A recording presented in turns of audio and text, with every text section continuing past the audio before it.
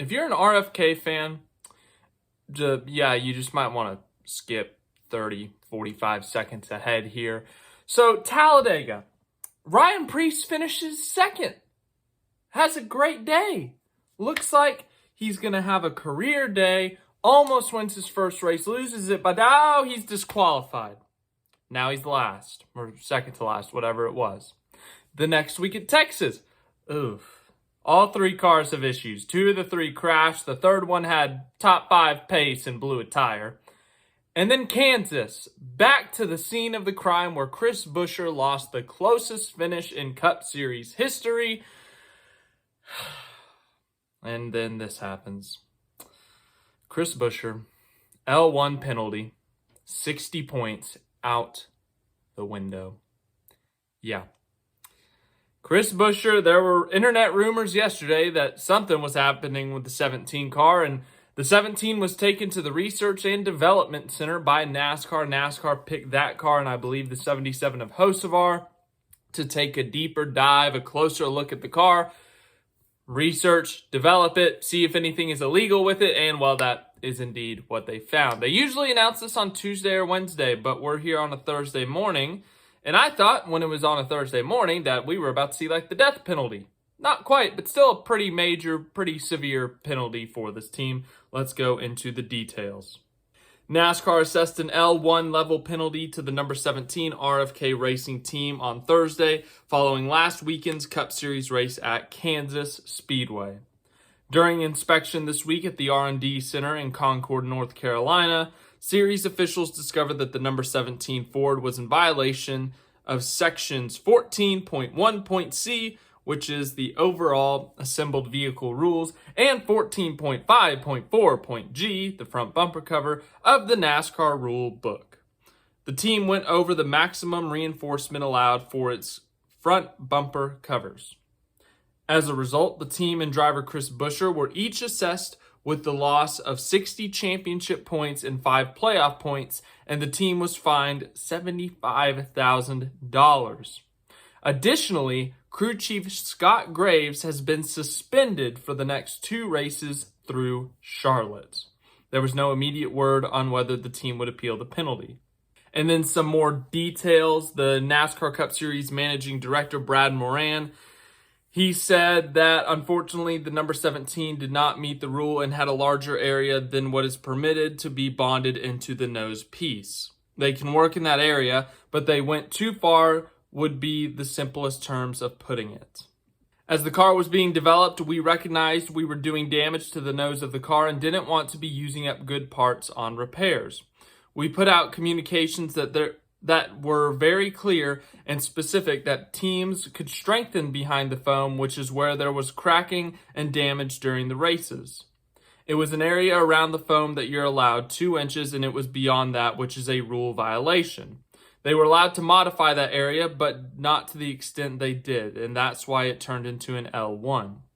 So, Chris Buescher, the 17 team, everything at RFK from some angle for each car has gone wrong. Brad Keselowski, nothing's gone right for that car this year.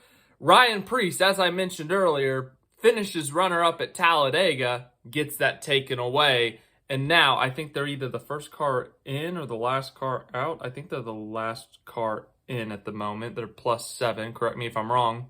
So they still got that going for them. And also, Ryan Preece is now the highest driver of the RFK cars. And Chris Buescher has been doing exactly what he did last year. He's being consistent. He's scoring top 10s. And he's got 6 top 10s on the season. He's been running just extremely consistent, running about where he ran last year in that 10th to 12th in the points area. In fact, I think he was 12th in the points prior to this penalty, but now he drops all the way to 24th.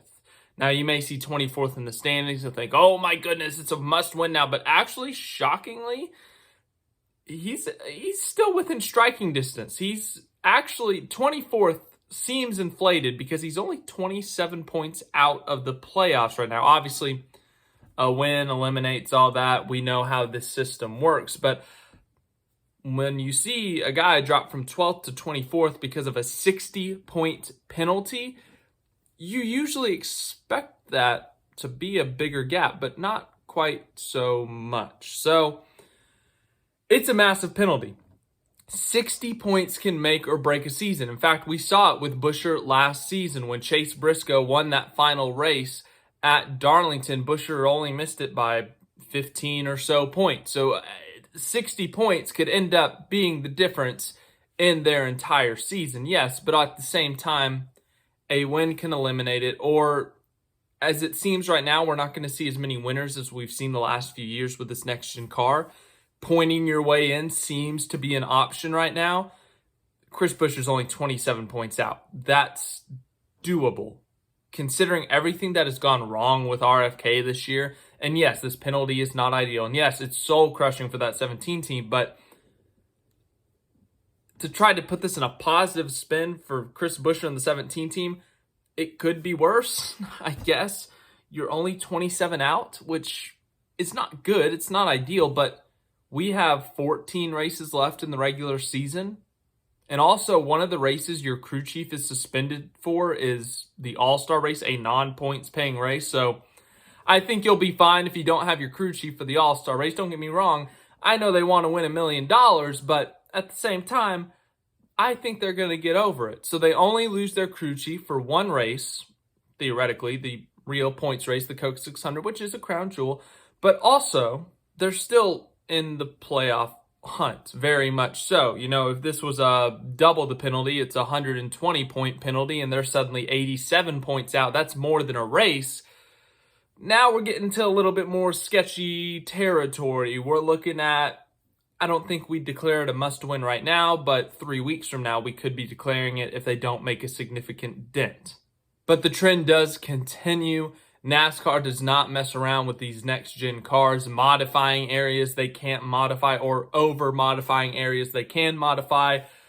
Single-source parts, whatever it may be, we have seen this new penalty system, the L1, L2, L3, since 2022, the beginning of the next gen. We've seen RFK hit. I think this is their second or third time being hit. We've seen Stewart-Haas Racing, Joe Gibbs Racing, Hendrick Motorsports, Legacy Motor Club, RCR. I mean, you name it. I feel like everyone's been hit with a L1, L2, L3. Not all of them, but at least one of them. Man, remember when Chase Briscoe ran like 25th at Charlotte and they inspected that car and they got the death penalty? They got like 150 points taken away for running 25th. I remember that. Anywho, still no statement from RFK Racing. If they make a statement, I will put it in the comments. But yeah, another big penalty has been handed out in the next-gen era, but another big hit for RFK Racing. Nothing can go right for them right now. Brad Keselowski, 30-something, 32nd, 33rd in points. Ryan Preece, he's had some great runs this year, but, you know, the disqualification at Talladega, they're back on the playoff bubble. And then Buescher, who was safely in the playoff picture, is now 27 points out of it thanks to a 60-point penalty. They lose their crew chief, they lose some money. So yeah, they're gonna have to recover from that. So thank you for watching this video. I hope you enjoyed it. Any other news that comes out, we got the All-Star race this weekend. North Wilkesboro should be fun, hopefully. And as I said, any other news, I'll let you know.